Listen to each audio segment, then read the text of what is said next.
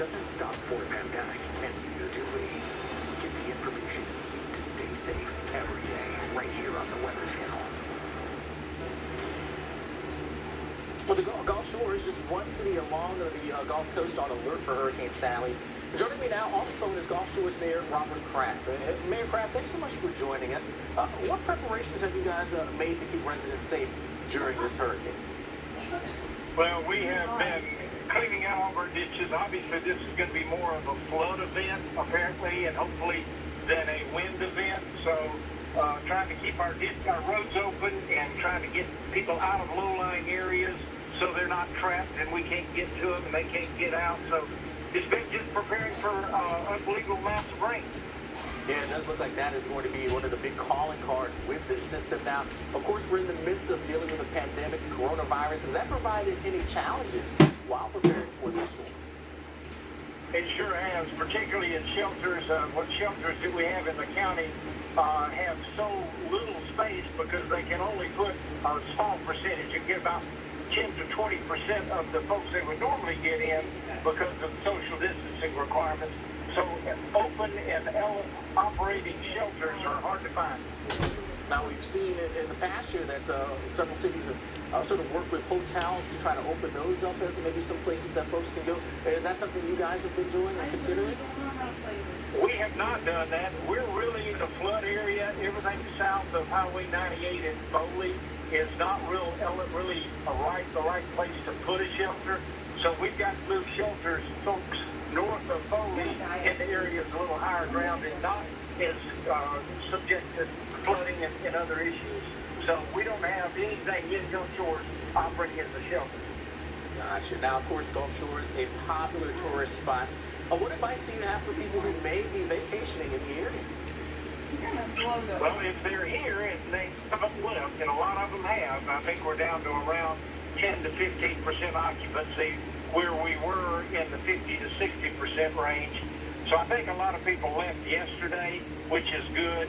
But obviously, if you're planning on coming, it's not a good idea to come until later in the week. And I know that our accommodation folks have been letting folks know that you cannot check in probably before Thursday at the earliest, or maybe Friday.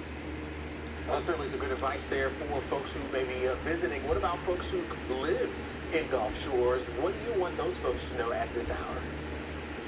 Well, this is not our first time of dealing with this. The majority of folks like myself have lived here and gone through a bunch of these. So I'm pretty confident that they know how to prepare, and they know if they're in an area where they have to seek shelter. And so I'm confident that our locals have a good handle on what they're doing. We've not mandatorily evacuated anybody.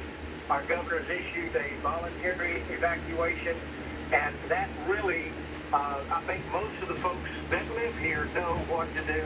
I'm moving them that I would be our tourists. Well, Mayor Robert Kraft of Gulf Shores, we certainly appreciate you talking with us. Certainly good luck as we and you guys deal with Sally over the next few days. Of course, with Sally, oftentimes comes that threat for severe weather in the form of those isolated tornadoes. And Dr. Postel, Gulf Shores, that's a spot that's currently under a tornado watch. And we're going to be watching things closely throughout the day. Yeah, we have a tornado watch out until 6 o'clock this evening. You can see it does include parts of extreme southern Alabama, also parts of the Florida Panhandle.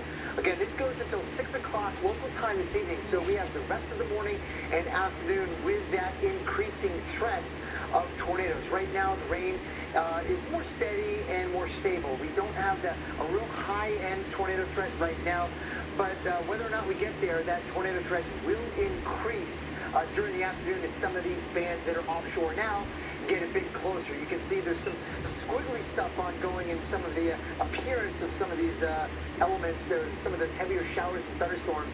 And right now, I don't see any threats to produce water storms, but the kind of thing we'll be looking for is some of those areas of green and red, when they get real tight and packed together like that, that would indicate that there's a decent amount of circulation inside of those showers and thunderstorms that bear watching more closely. We have surface winds out of the east-northeast about like that all across the region, but when you go up in altitude, the wind changes direction and increases in speed. So there's a lot of wind shear out there. That's called crossover. And when you have the wind increasing in speed and turning direction with height, sometimes that increases the tornado threat. And this time it will, with tornadoes Felicia today as high as 3. And we also have that tornado threat continuing into tomorrow.